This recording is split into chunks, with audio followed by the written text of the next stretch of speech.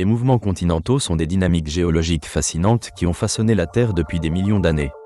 L'idée que les continents puissent se déplacer n'est pas nouvelle, mais elle a mis du temps à s'imposer au sein de la communauté scientifique. Ce phénomène a des implications profondes pour la géographie, le climat, la biodiversité et l'histoire des civilisations humaines. La théorie de la dérive des continents a émergé au début du XXe siècle, portée par le géologue allemand Alfred Wegener. Dans son livre « L'origine des continents et des océans », publié en 1915, il propose que les continents ne sont pas fixes. Il soutient qu'ils dérivent lentement à la surface de la Terre. Wegener avance des preuves telles que la correspondance des côtes de l'Afrique et de l'Amérique du Sud, ainsi que des fossiles similaires retrouvés sur les deux continents. Malgré ces arguments, la communauté scientifique demeure sceptique. Wegener ne parvient pas à expliquer le mécanisme de cette dérive, ce qui conduit au rejet partiel de ces idées pendant plusieurs décennies. Ce n'est qu'avec les avancées en géologie et en géophysique dans les années 1960 que la théorie de Wegener commence à gagner en crédibilité. Les découvertes liées aux fonds océaniques, notamment les dorsales océaniques, révèlent des informations cruciales. La notion de tectonique des plaques émerge. Selon cette théorie, la lithosphère terrestre est divisée en grandes plaques rigides qui flottent sur la sténosphère, une couche plus ductile. Cette dynamique est causée par des courants de convection dans le manteau terrestre. Ces plaques se déplacent, se rencontrent et interagissent de plusieurs manières. Elles peuvent se séparer, se heurter ou glisser les unes sur les autres. Ce phénomène engendre des conséquences géologiques majeures, telles que la formation de montagnes, de volcans et des tremblements de terre. Par exemple, la collision entre la plaque indienne et la plaque eurasienne a donné naissance à l'Himalaya, la plus haute chaîne de montagnes du monde. L'impact des mouvements continentaux sur la biodiversité est également significatif. Lorsque les continents dérivent, ils modifient les habitats des espèces vivantes.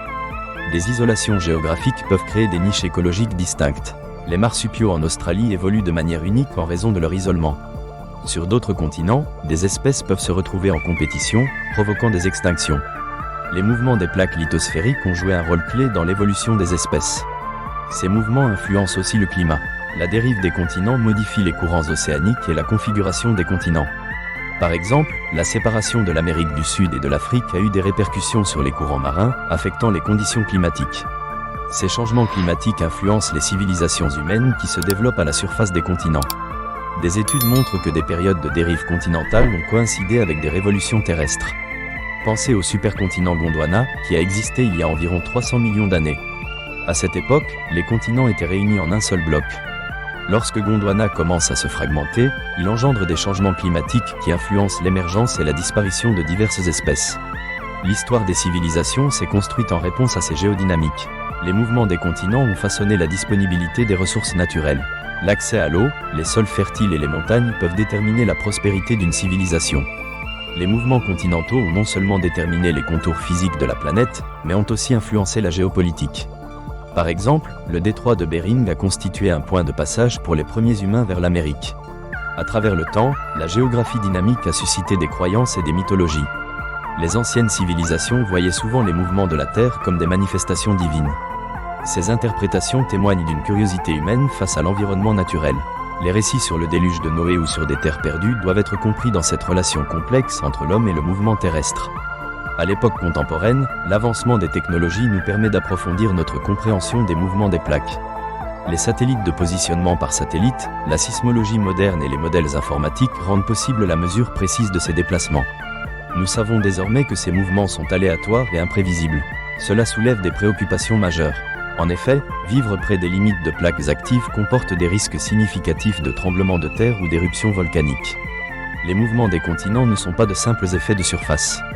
Ils sont à l'origine de l'histoire terrestre et humaine. La compréhension des mouvements continentaux est primordiale pour appréhender les dynamiques de notre planète. Chaque phénomène géologique impacte notre environnement et nos populations. En étudiant les continents et leurs mouvements incessants, nous découvrons les défis et les opportunités qui façonnent notre existence. La connaissance de ces mouvements nous permet d'anticiper et de mieux nous préparer aux crises environnementales à venir. Alors que les civilisations se transforment face à ces changements, il est essentiel de prendre en compte l'histoire complexe de notre planète. Il est important d'apprendre de ces dynamiques géologiques pour mieux anticiper l'avenir, car les mouvements continentaux continueront de redessiner notre monde.